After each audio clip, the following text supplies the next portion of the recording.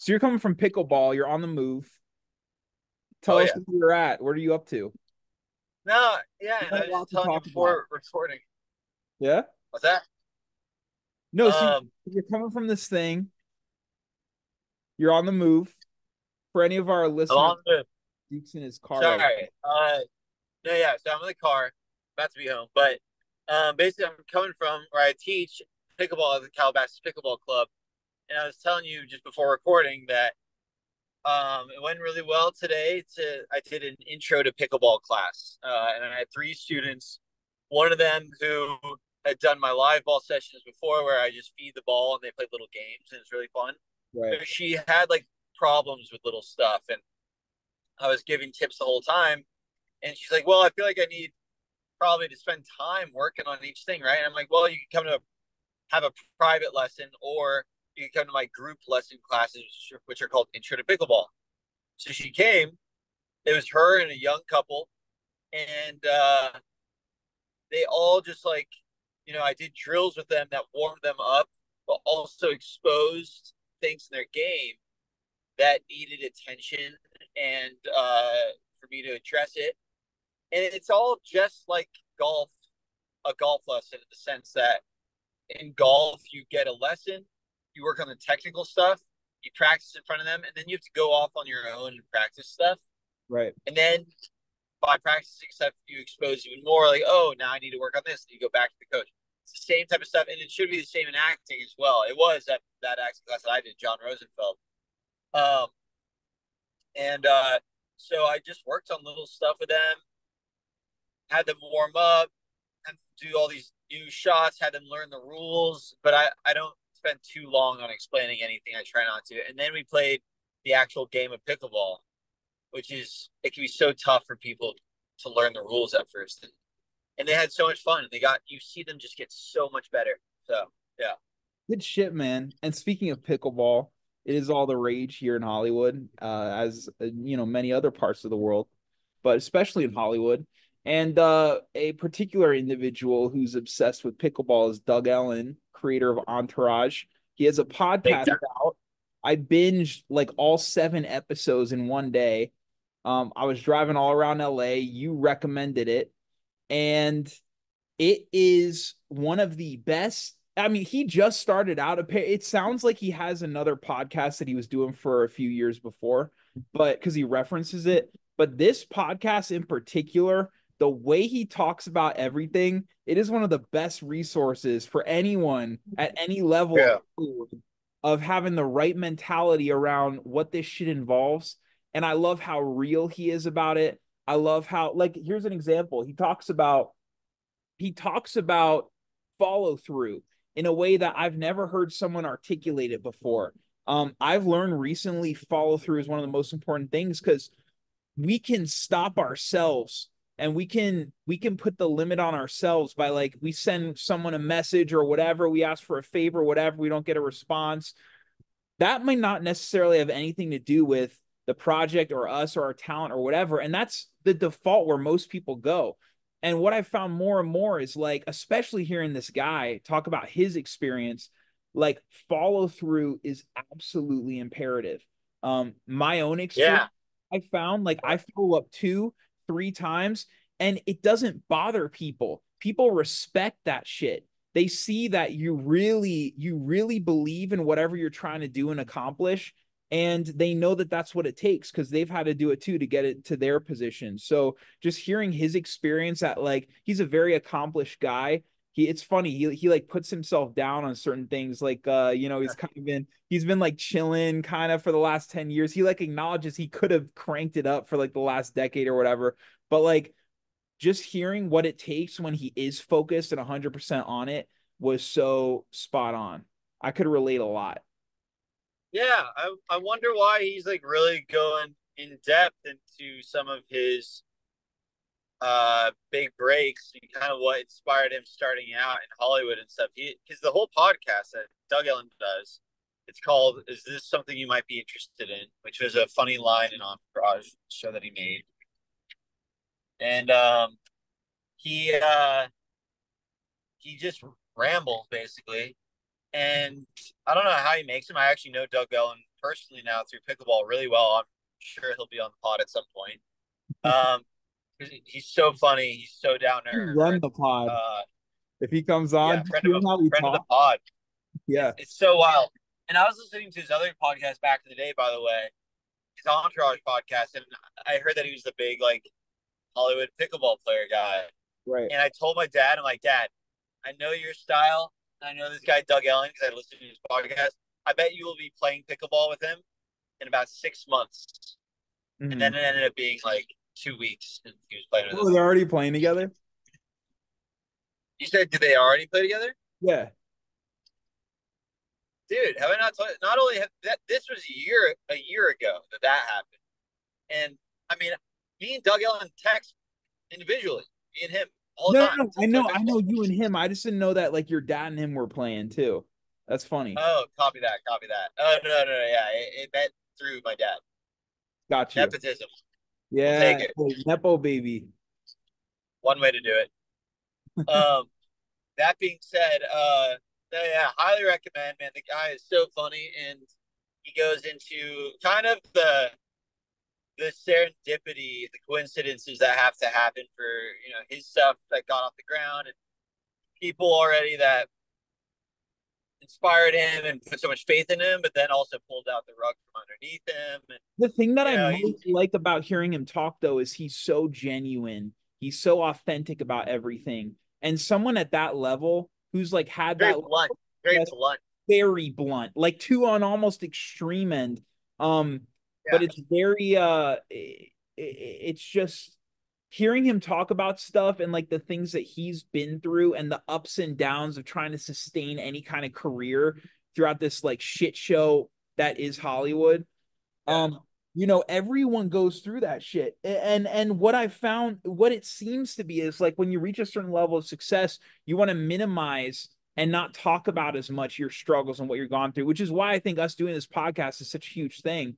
But like hearing him talk about it and go through those specific moments, like even working for that one showrunner, I forget her name, Holly something, I forget, but she was like this comedy like big person back in the day. And dude. The sister in Jerry Maguire, massive actress. She had her own TV show after that. Yeah, oh wow, wow, wow.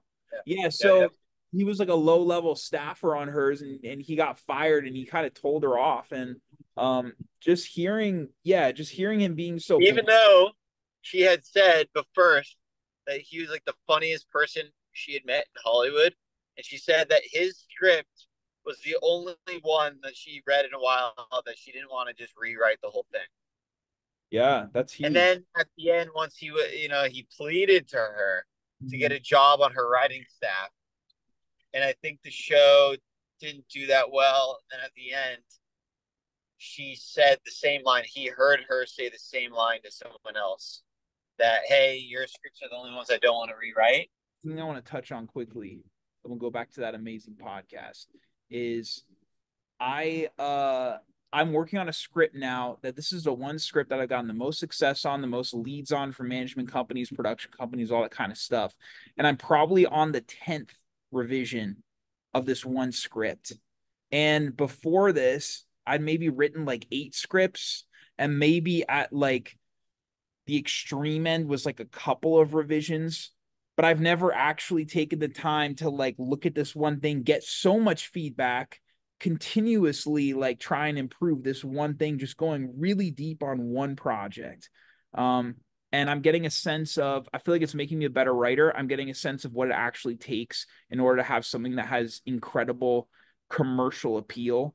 Um, like I thought it was a huge accomplishment finishing one draft of a script, but it's like in order for like our favorite films, we don't see the behind the scenes work of how long, like how laborious that process was. And one more thing about the follow through, you know, I love the reason I loved hearing that from that other. Wait. I have a question about what you just said. So Yeah, why are you learning more about commercial stuff? With just your saying script? that uh it's easy to write a script that's like kind of scary or like that's kind of cool. You know, it has some cool like little scary moments or whatever. But when you're talking about a very high concept, succinct, streamlined multi-layered narrative, which is what it takes in order, like, especially being a first-time filmmaker, a lot of it is going to rely on how good the script is. So it has to be that fucking good. That's what I mean by commercial. I mean by commercial, like it You just takes, mean appealing, yeah, and maybe I'm not, maybe I'm like an dude. exception where Um, other people just do one script. What's up?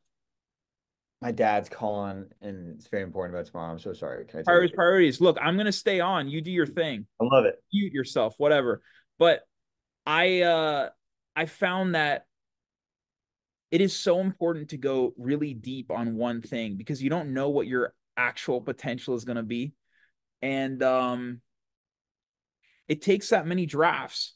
And that is it's a mountain a lot of people don't want to climb. Because it's a lot of work. But ultimately it's worth it. And I think just staying the course and continuing to get notes. It's also a skill too. Being able to have the ability to get a lot of notes, get a lot of readers, um, constantly improving your script is imperative. Uh, it's just so important to be able to balance your instinct for the script and what you really want and what works with what other people see from an objective point of view. So I urge anyone who's writing a script, who's thinking about writing scripts, make sure that you are not shying away from getting feedback, taking it in. I know sometimes sitting with it, it's very personal work. So sometimes sitting with that feedback is going to be a little more painful because you might take it personally. But get a lot of feedback, power of follow through. If people don't like a first draft of a script, follow up again, say, hey, I've got this other draft that I think is far more improved. Reach back out, and you're going to be surprised by the amount of people who are willing to stick with the project. When they see that you're serious about this one project and you're putting all your eggs in this one basket of a project, they're gonna be able to see that you have this train that's running. And when you've got that train that's just on full gear, they're going to want to jump on. Was that All right, enough buddy. for you, Duke?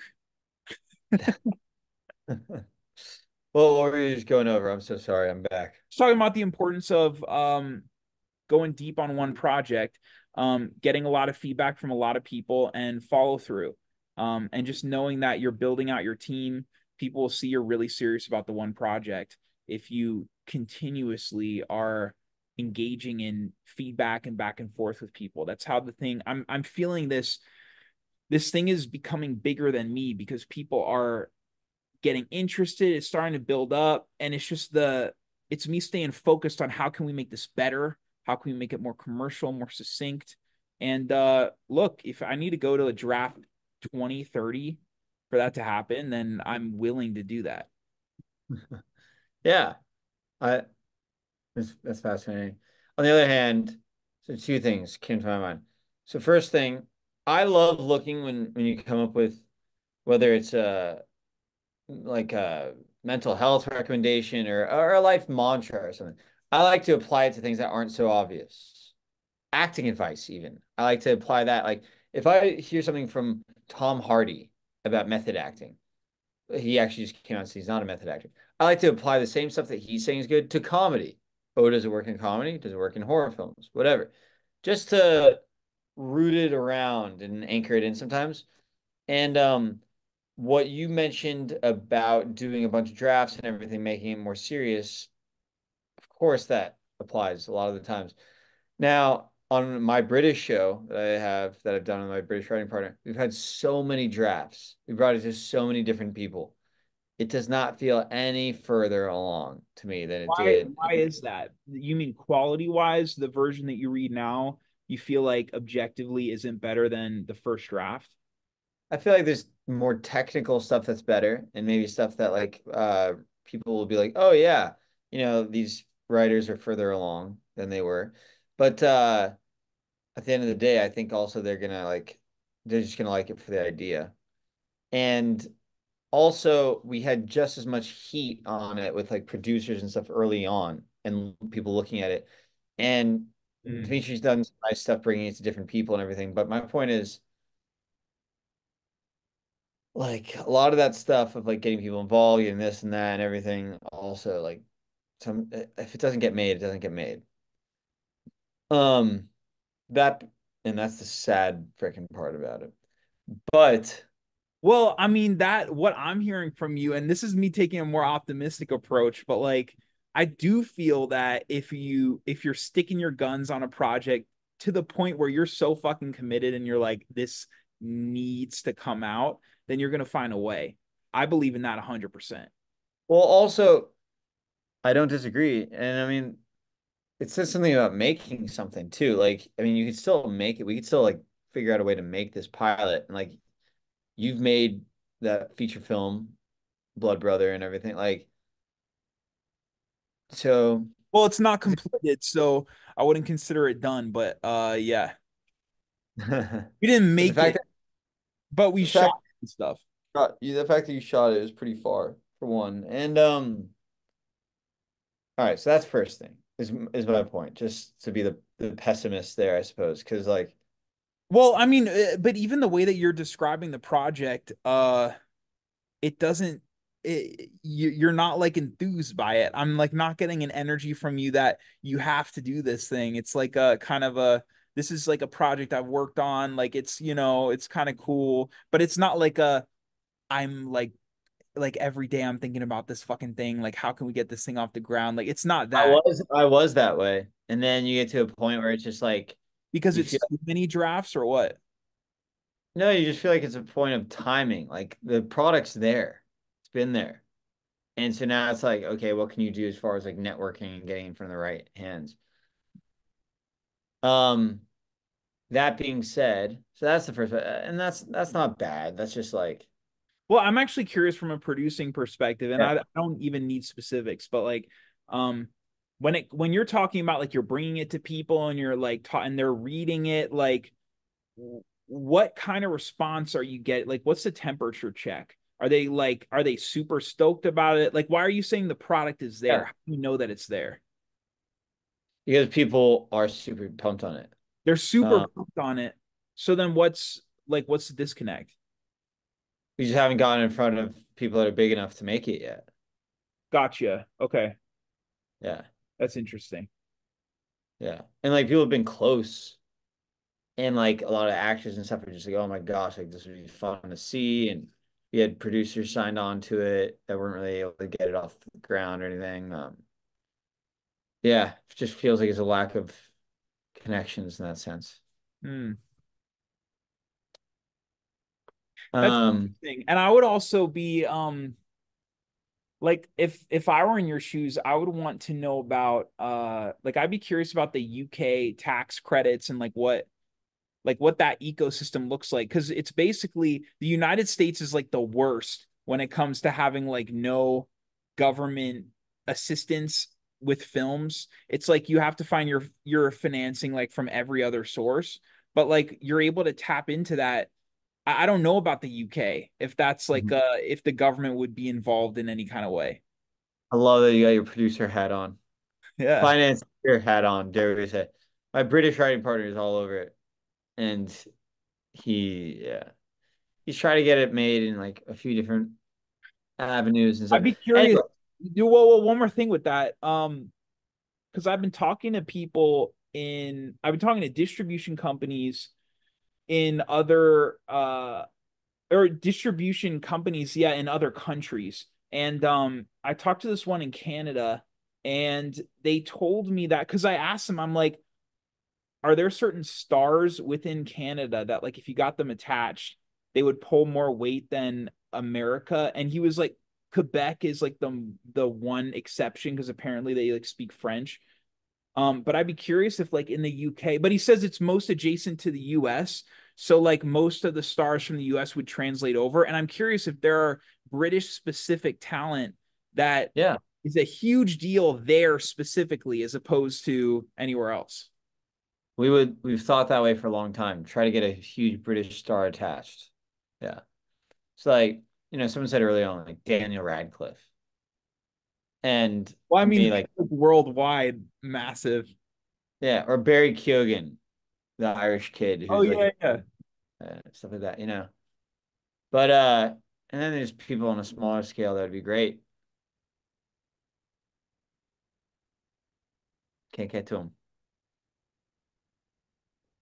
For your own independent projects, I know you've got that. I know you've got like the Vegas 2.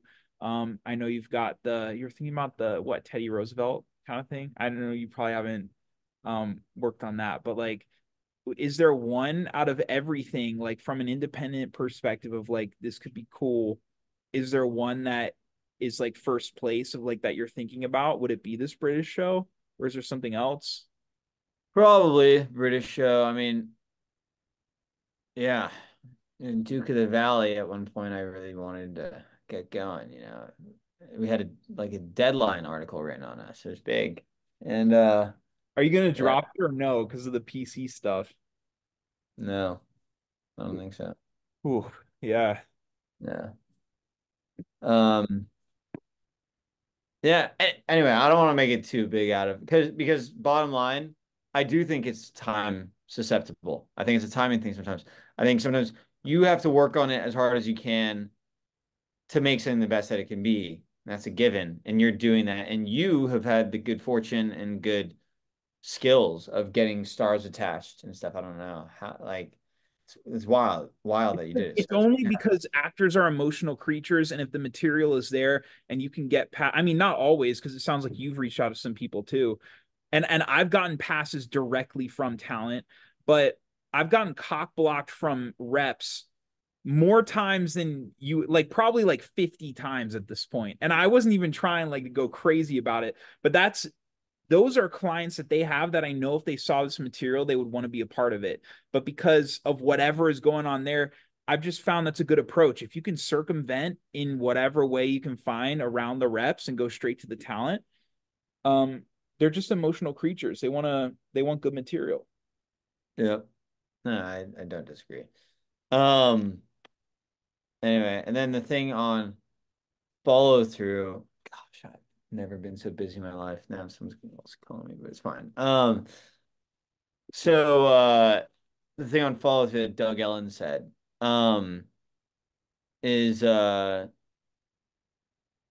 interesting because what he was talking about with follow through.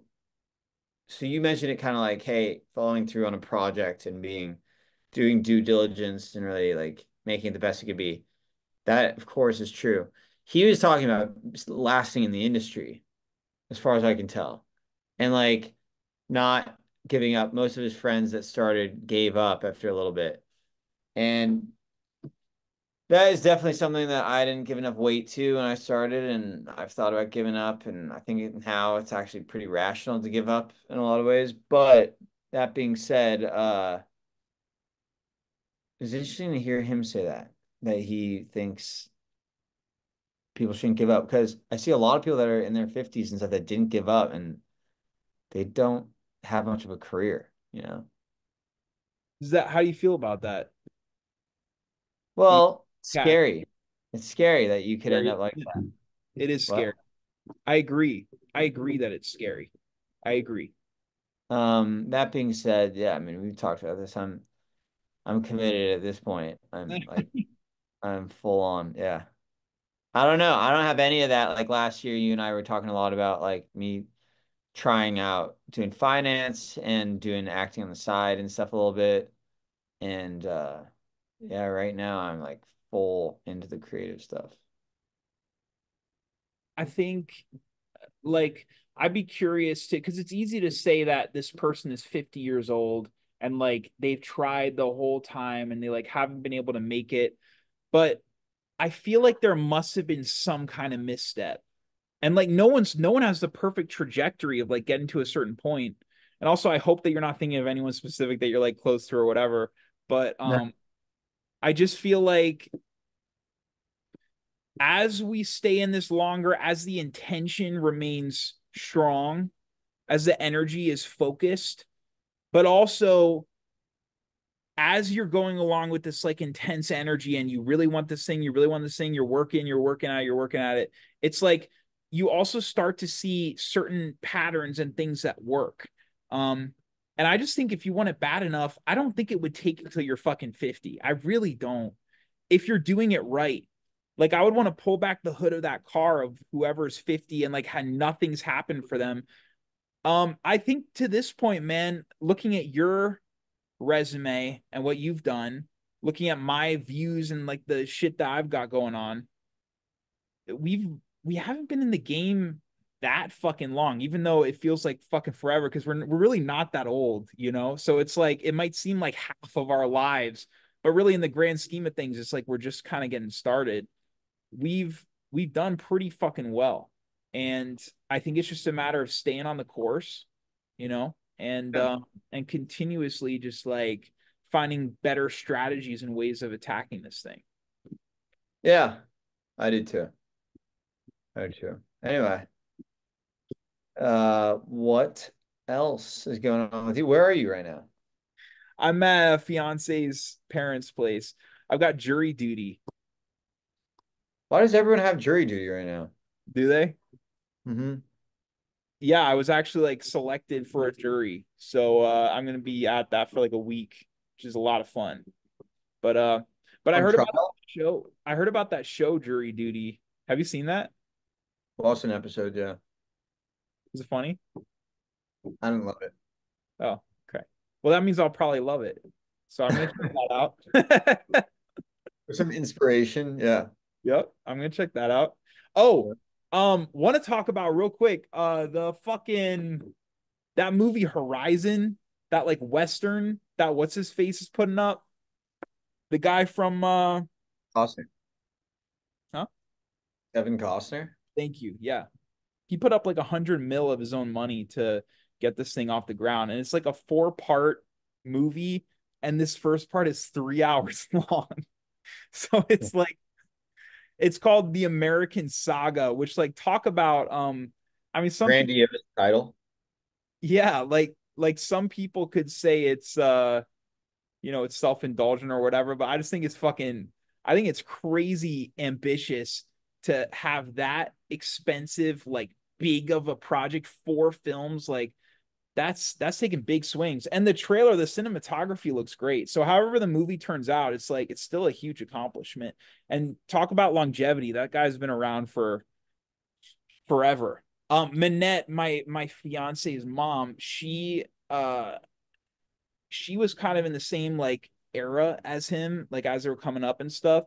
And apparently he hadn't made it until he was like 40 or something. And he was going into auditions, like pulling these strollers of his kids, like not having any success, no one believing him. He fucking went in there with his children. That's how bad he wanted it. And yeah, that's scary, but now it's fucking Kevin Costner, you know? So Yeah. Yeah, I think first movie that made him like a household name was Dances with Wolves. yeah. But I think he had done like, I don't know, maybe he did Bull Durham after and stuff. It's a I should lot of hits. more films from that era, and I just don't. He also did my favorite movie as a kid that was like one of the biggest flops of all time, Waterworld. Oh, really? Yeah.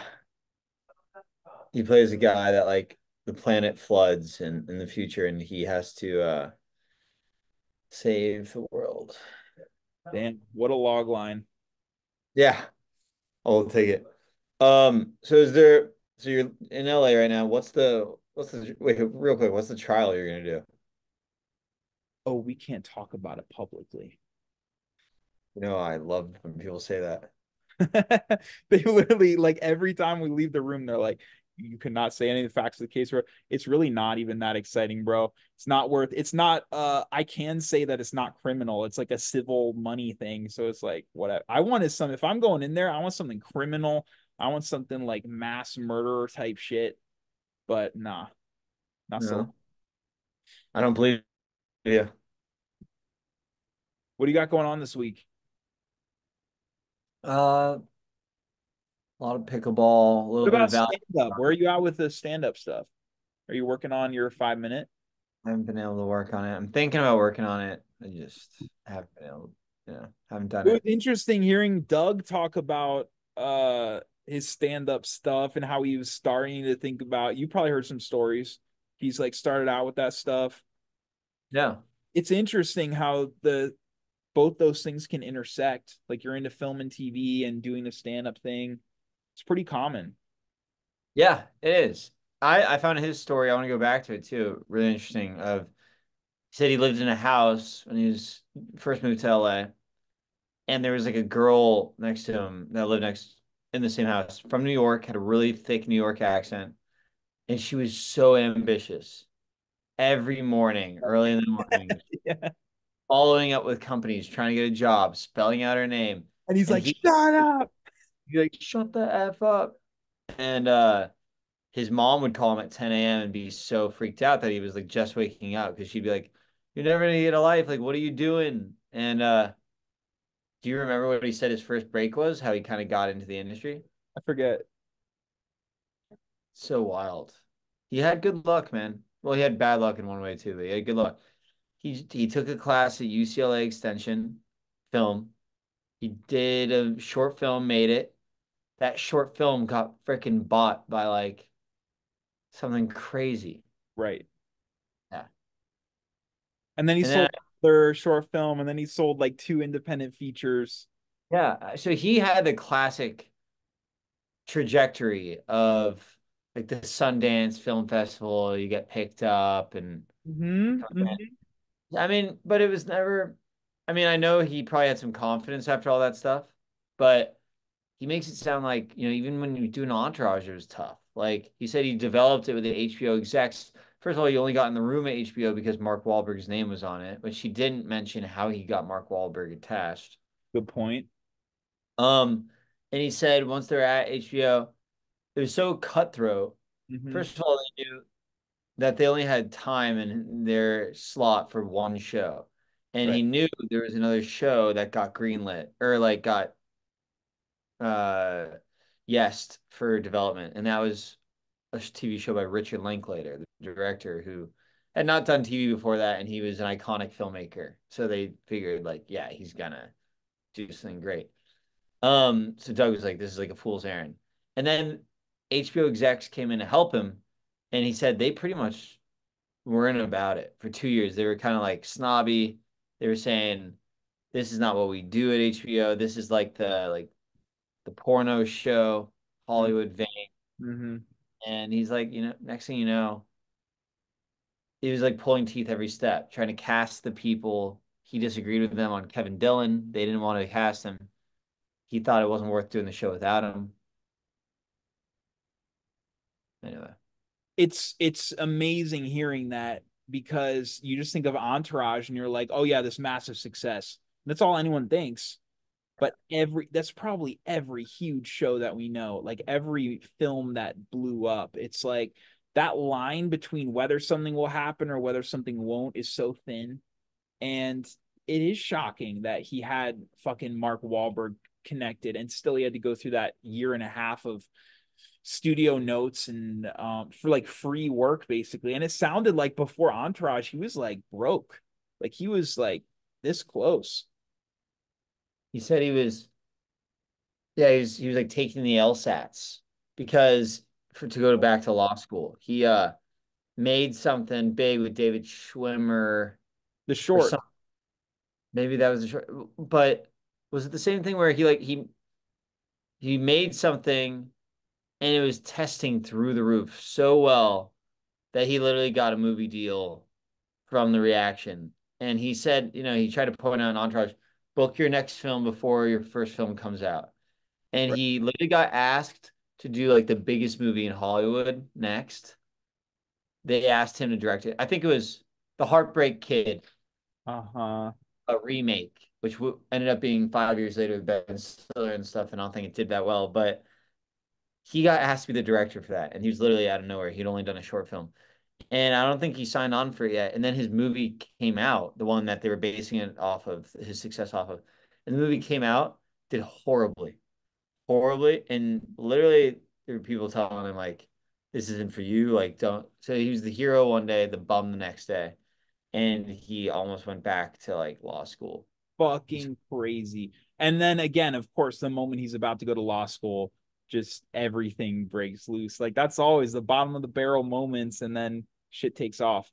And that bro, the one, this is something that I think you said like multiple times, which is the biggest piece of advice I constantly have to remind myself of, which is like, don't take the highs so high and don't take the lows so low. You said that shit a lot, right? I think Because so.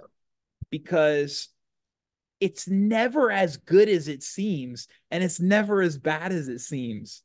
And I get so fixated still. It's a bad habit, and I gotta get over it. But like if something really good pops up out of nowhere, because most of the time I'm writing like this, because that's just the nature of the business.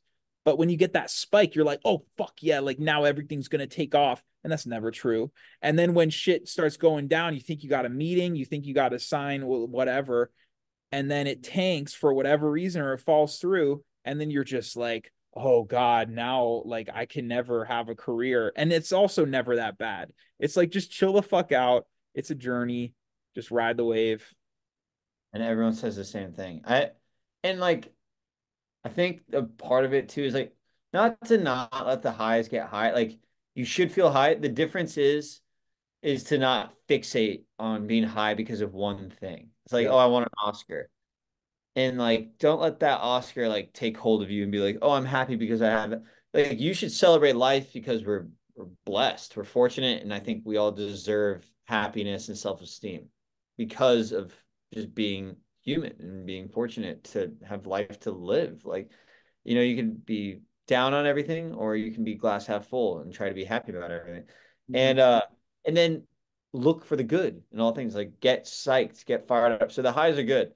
That being said, recognizing that like not to be out of fear, which is a bad habit as well. It's like, oh no, I can't be too happy because this is gonna go away. But just to like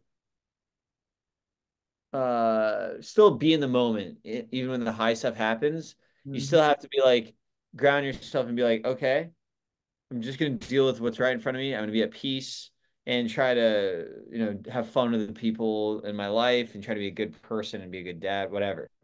Um, that being said, the lows usually are the harder ones to ride out because For they sure. feel permanent. Your thoughts, you start to agree with them when they're negative and stuff, and it's just like it's like no, you kind of just gotta swim to the end sometimes. You gotta distract yourself when you get so negative. It's amazing. It's like the next day, even sometimes. Oh Like yeah. if some event hit and you're in a low and you're like, this is permanent. I've observed myself now to the point, like I'm not as self-aware as I could be, and it's a constant thing I'm working on. But like if one day I'm in this low, I'm self-aware now to the point where like I can look at it from an outside POV, and I'm like, literally like tomorrow you're gonna be like riding some fucking, you know, Yeah. wave because of some better thing is gonna come along. And it always does. That's always the way it happens. But when you're in the moment, it's so tough to think that way.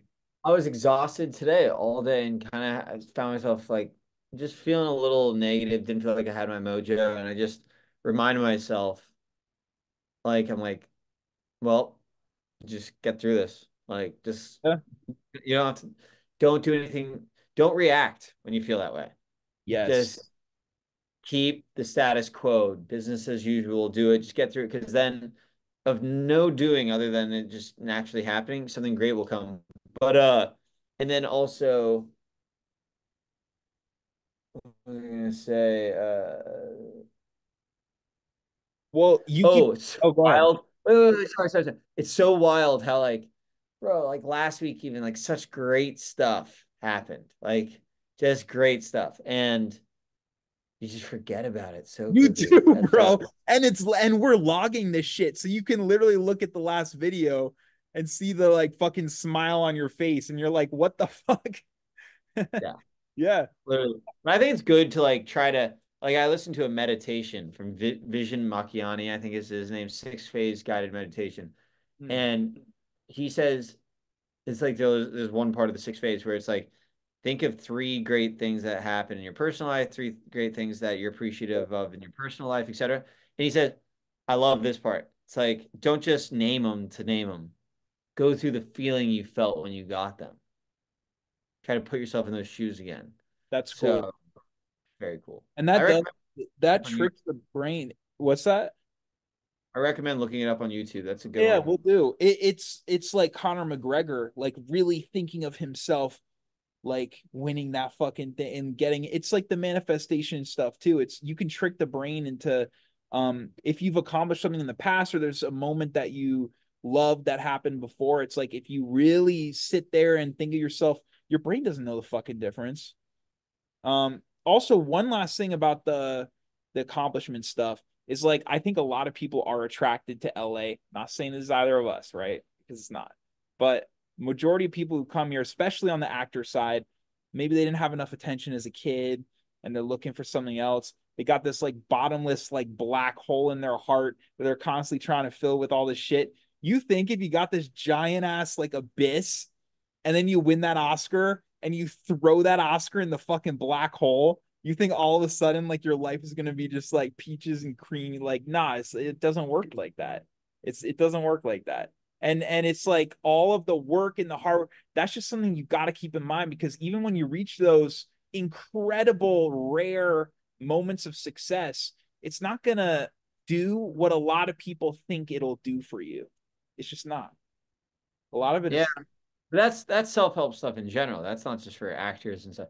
That's total. like being like waiting to be happy till something happens. Yeah, And it's finding that balance because that's I catch myself with that all the time. I'm like, oh well, I'm not happy today, but that's because I'm not getting this. I'm not getting my way. And it's like that goes back to being a kid and being like, oh, it's worth it to have a tantrum and hold a grudge till I get my way. And it's like, nope, you are so fortunate to have everything that you have, and right. you have to rejoice in life. Joyce, again, the new normal shit too. Uh things you get real used to your the next level real fucking quick. Yeah. If we won an Oscar tomorrow, bro, like give it a week and you're like, oh yeah, no, I have an Oscar. It's just that's the way You're like, why haven't I gotten as many calls as I thought I was gonna get? Why exactly, haven't I bro. gotten like this thing? Yeah. That's so real. That's such a human thing, man. But Therefore, but at least we're logging it and we know it. So it's like, it's not that interesting. I heard on Dana Carvey, David Spade's podcast with Ted Danson today, he was like venting about like being down on himself and stuff. And I'm like, we get that's how actors are. That it's like there's so many jobs and the fan thing is tough. So it's like it's not that interesting to me anymore. It's like par for the course. yeah, yeah, bro. We're about to get kicked off, but this is fun. Always, brother. What do you Again, got this week? this week, just more writing, revisions. How about you? Let's go. We're a lot of stuff. All right, keep at it, man. I'll see you You the know that, next. brother. Talk to you later. See ya. Bye.